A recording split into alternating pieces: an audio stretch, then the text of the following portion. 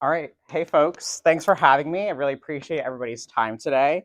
It was really I'm glad that we started with this initial activity because it gave me a good baseline as to kind of where we are in terms of our member service standards and how you guys are already equipped to answer some of these types of situations that might occur at your welcome center. So thank you for sharing honestly and transparently as to how you have handled these types of situations before. So today we're going to be focusing on creating a member-first culture, and in a couple of slides, we'll work together to define what a member-first culture is. But first, just wanted to introduce myself really quick.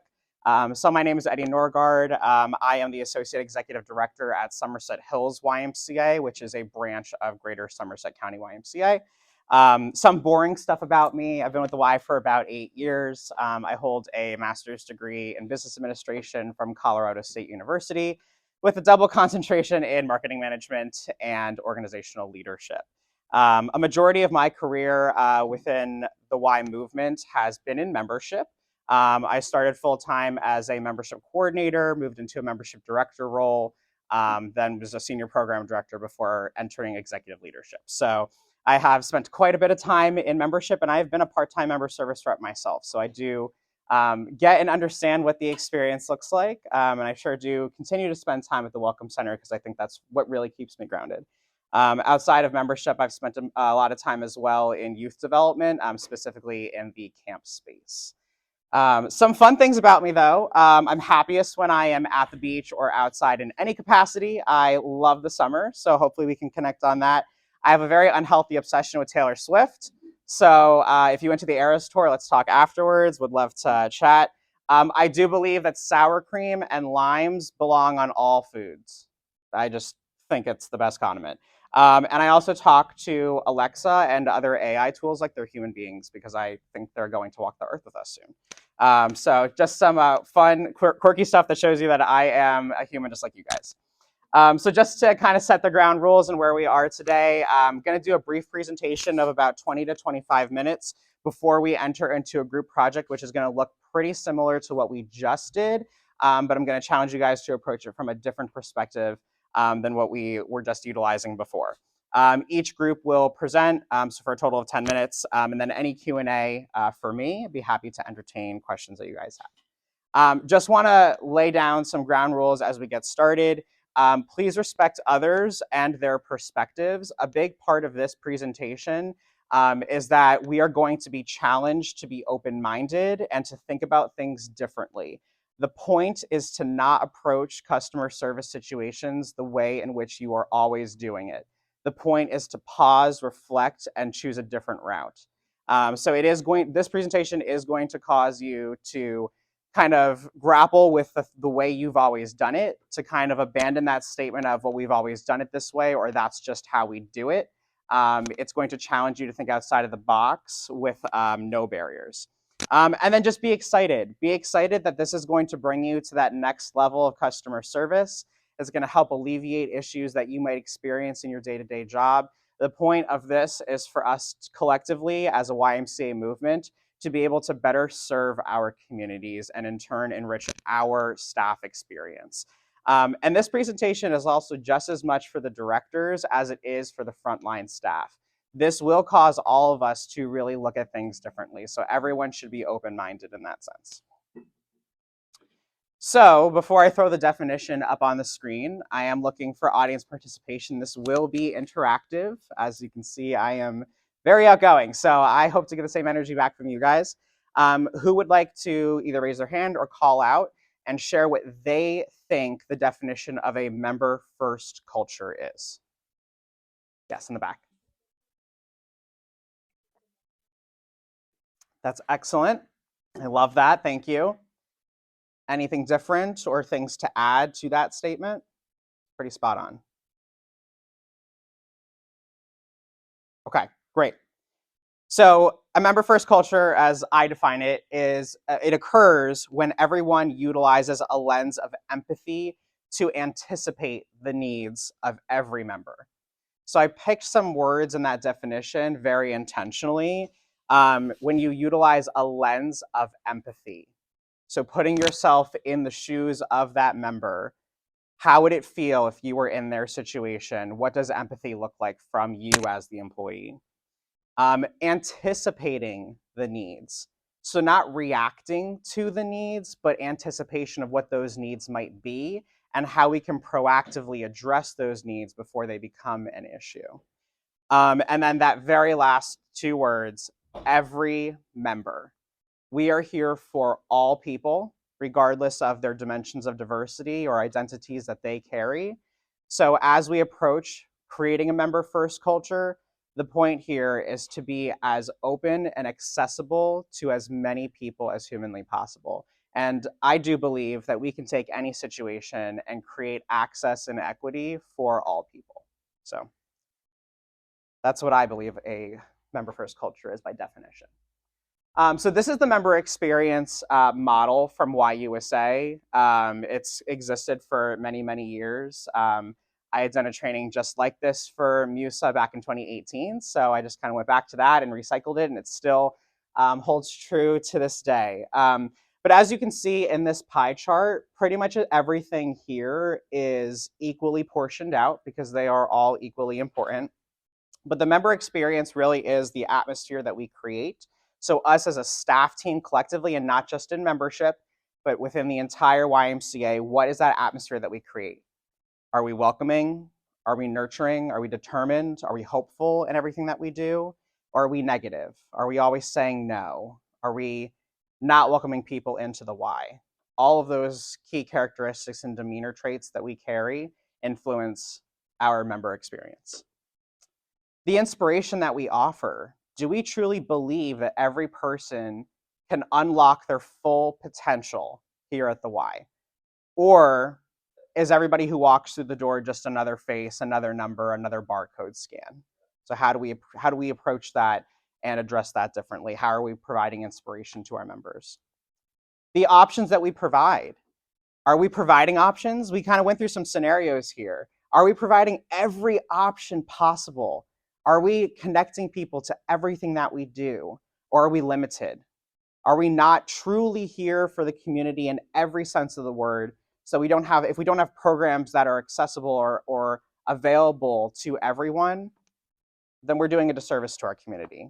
And again, it doesn't just sit in this room. This presentation is for everybody. So your supervisors and the other program directors that are in our facilities equally own that part as well.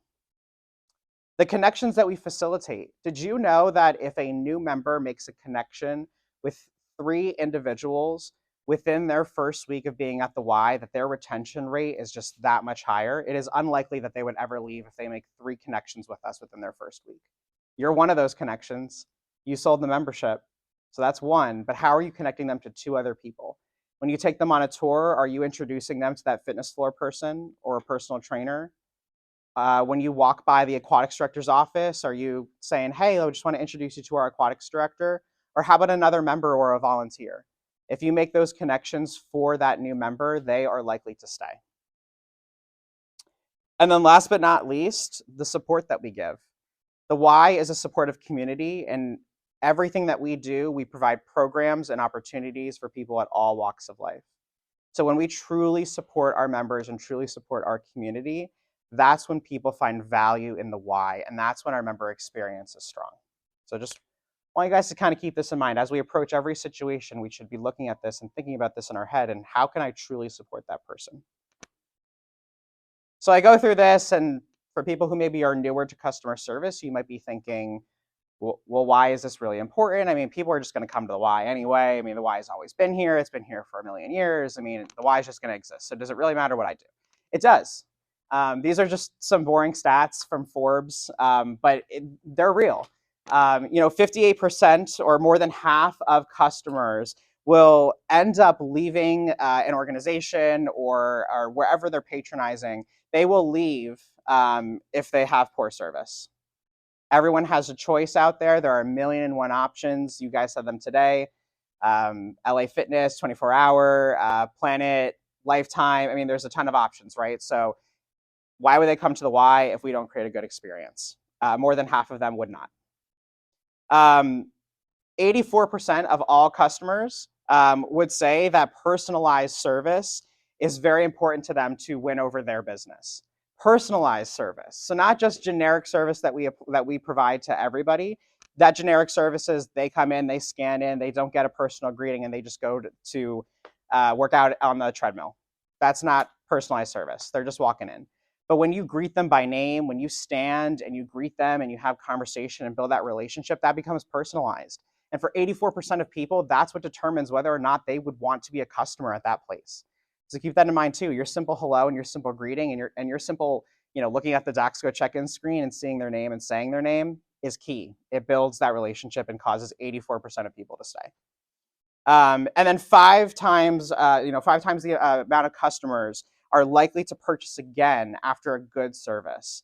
So when you have someone at your desk that's looking to sign up for a program, or somebody maybe who didn't know that they needed a program, and you are able to sell them that program with a smile on your face and doing a great job, 5 times more likely to come back and purchase another program again.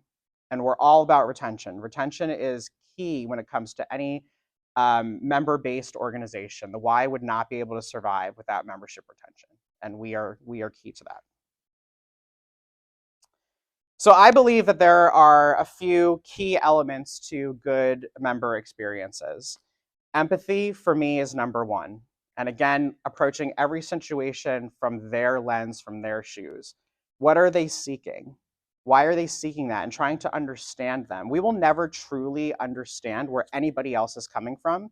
You cannot understand another person's emotional state, the baggage that they carry, or the reasons why they operate their life the way that they do, but you can empathize with them. And that empathy is key to being able to relate and being able to answer their inquiry with intention and purpose. The service mentality. We are all in service. When we work at the Y, we are privileged and honored to serve our community. And that's something that I love the most about working at the Y, is that I get to give back to my community. I'm lucky enough that I work in the community that I grew up in. So it's even deeper for me in that sense. But whether you're from this area or not, or whether you've been here your whole life or not, we are privileged to be able to work with our community to enhance our community, to strengthen our community, and to grow our community.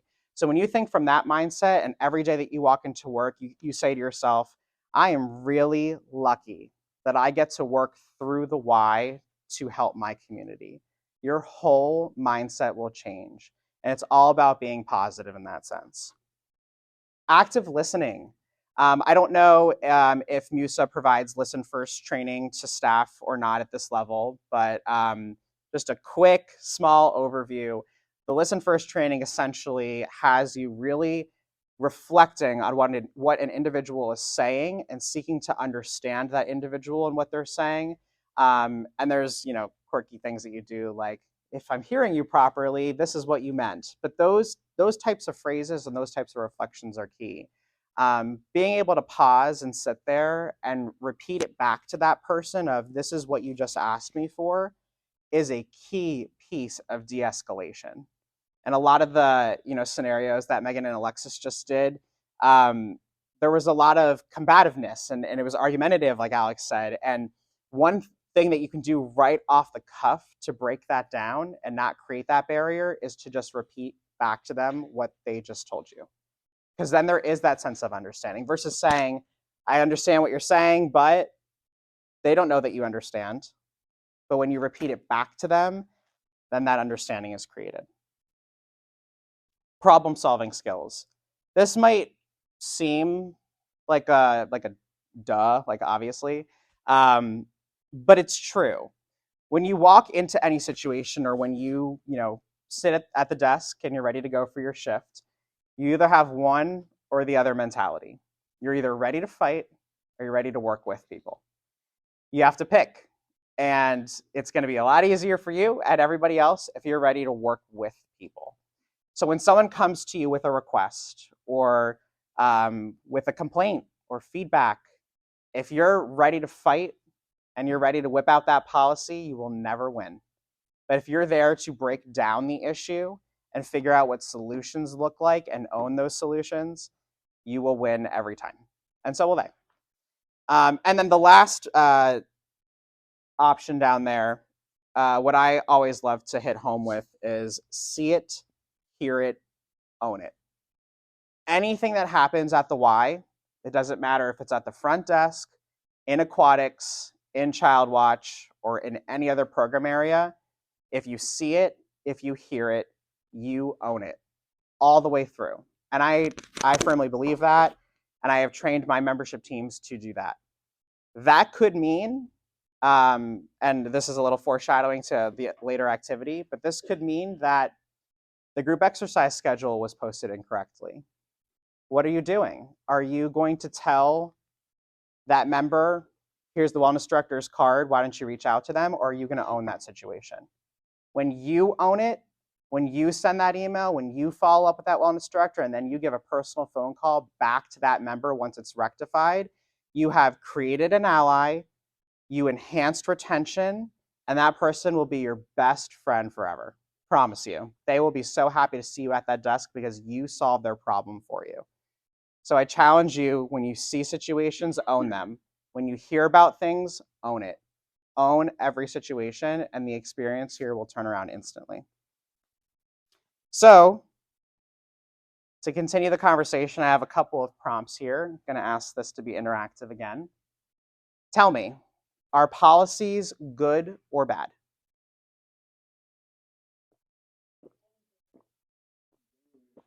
Who said that? They're good. Why do you feel that way? Okay.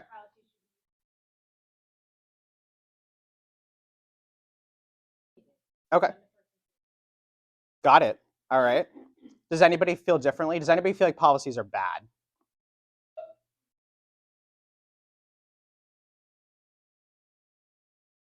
No? Everyone feels like they're good? Okay. I think the explanation that we heard is great. Policies are a framework. They're there to guide us. They are not there to be the 10 Commandments. They're not. I always say they're not Bible. They're not written in stone. Policies are meant to be bent and broken. I do believe that, and I train my teams that way. So again, this training is just as much for the directors as it is for the frontline staff. But I do believe that policies are meant to be bent and broken. When people come in and the first thing you say to them is, sorry, can't do that because of the policy, it's just a barrier. You're losing, they're losing. Everybody loses. But when we figure out how we can move around a policy, how we can create a win for somebody, I mean, at the end of the day, we made up the policies. No one handed them to us. You know, God didn't create them. There was something that we did as the Y, as our branch, as a team, whatever that might look like. So we have every power in the world to bend or break a policy, but that's cultural. So I do understand that there's more work that needs to be done there than just me telling you today that you can bend or break a policy. I'm not your supervisor or manager. Your managers are in the room, and that's something for them to work on in terms of culture. But I've always trained my membership teams to bend and break policies all the time. And it has worked. Trust me. An example? Sure. So when I first became a membership director, a big issue that I had encountered in my branch was the hold policy. And I think Megan did one in the original activity that we did. So for us at Somerset County Y, our hold policy is that you can hold up to 3 months within a year. And then after the 3 months, you can't hold anymore. And so what would be the natural choice? To terminate. There was no other option, right?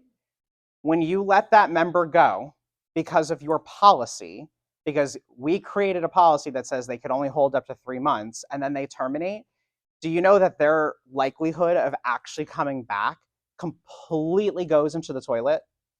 They're no longer on any type of recovery report that we could pull. They're not going to show up on anybody's list to call and welcome them back when their hold is up. There's virtually no connection that would be top of mind with that person moving forward. We've lost their membership because we created a stupid policy. So I trained my team that if someone were to come in and ask for a 4, 5, 6 month hold, to just do it. Just do it. I don't want to approve it either. Just do it. You're doing what's best for the member. And I always tell them that if you're doing what's best for the member experience, if you're thinking member first, I don't need to approve it. Just do it. If it happens to come to my desk at some point, all I'm going to ask you is whether or not that was for the member and their good experience. If it was, then I'm not going to argue with you. So that's just an example. So thank you for whoever asked for that. But that's what I mean about bending and breaking policies. The policy's there, it's a guide, and generally speaking, most people follow it. But on a case-by-case scenario, I'm okay if they break the whole policy. What does it matter to me? What does it matter to the Y? Nothing's happening to us. Nothing bad is happening. The building won't shut down. We're not losing money. They're not going to be here anyway. They just want to go on hold. Exactly. It could be anything. They might be on vacation for 5 months. Great. When they come back, I'm happy to have them back. And because they're on my hold report, just something that we do for member engagement is that we call those people when a couple weeks before they're coming back just to welcome them back. They're going to get a nice little connection from us and they'll be happy. Everybody won. Nobody lost. That's what I mean about member first culture and being able to bend and break policies. So thank you for engaging in that one. I have another one. Who is the most important decision maker at the Y? Ida.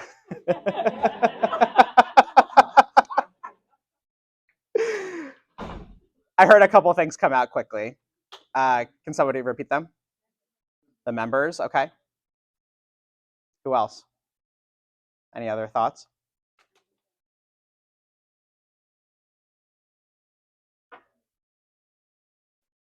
Sure. Bingo. That's exactly what I was thinking. The people that said members, that was a really good answer too. But yes, I agree.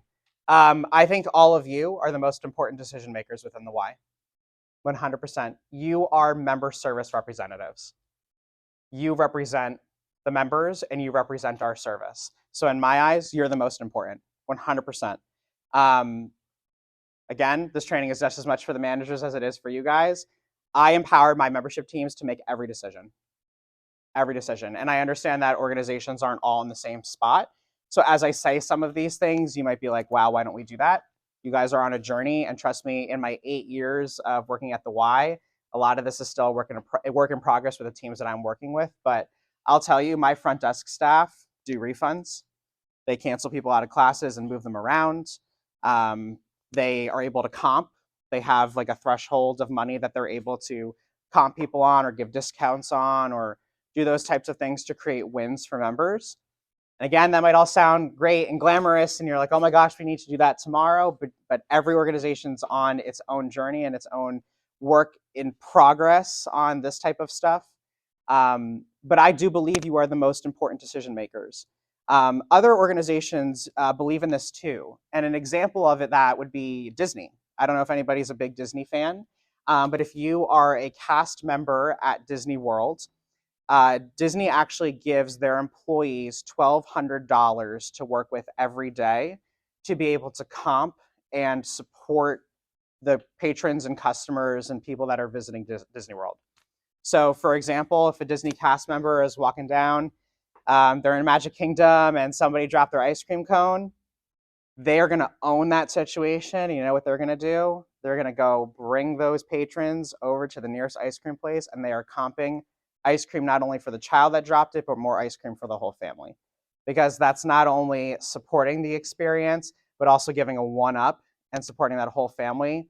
You created a wow, +1, extra life point, all of that. They're winning, right?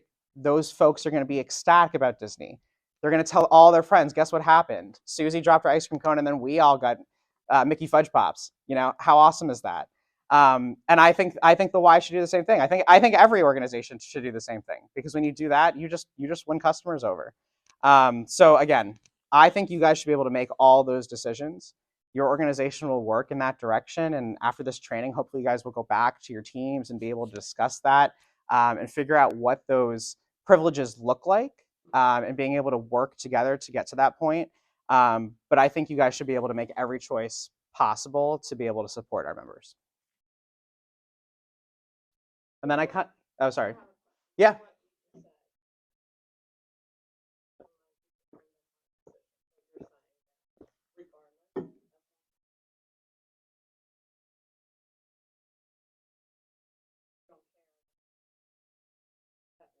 That's how I personally lead, yeah. Mm-hmm. Yeah, but yeah, yeah, it could be it could be inconsistent for sure. Everybody's unique experience is just that, it's unique. No membership is the same, no family is the same, nobody's needs are the same, and that can vary. The point of the YMCA customer service model, the member service model, is more based on unique approaches to membership experiences versus a unilateral approach to member experiences. And the more you individualize that experience, the more you build that one-on-one connection with a member, the stronger our member service model becomes.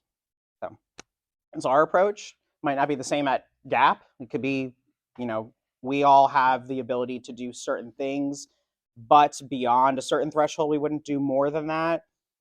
You know, that would be defined by your organization. Yeah. Mm-hmm.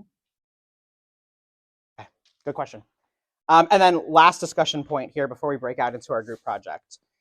Kind of gave you a hint about this a little bit earlier with a slightly different example. But when the pool schedule is incorrect, who is responsible for making sure that it gets fixed? Yeah, that's the right answer. Everybody. Everybody from you all the way to the aquatics director, to the executive director, to the membership director, to Caroline in marketing. Yes, it can be.